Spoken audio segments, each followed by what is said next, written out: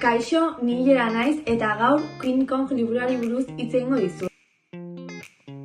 Liburuaren egilea Helene Birnal da eta 2023ko irailaren 12an argitaratu zen.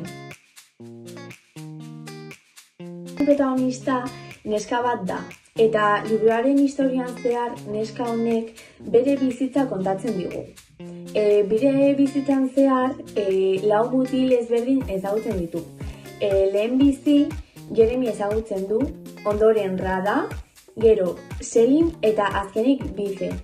Eta historian zehar neska honek mutil hauekin izandako harremanak kontatzen dizkigu.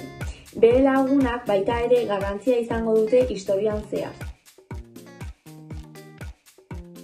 Liburutik gehien gustatu zaidana izan da, irakurtzen ari nintzen bitartean, ez nuela espero ondoren gertatuko zena eta horrek alde batetik engantxatu egin nau gehiago irakurtzera jarraitzea. Baita ere, asko gustatu zait bukaeran bidaltzen duen mezua, ez nuelako bat ere espero.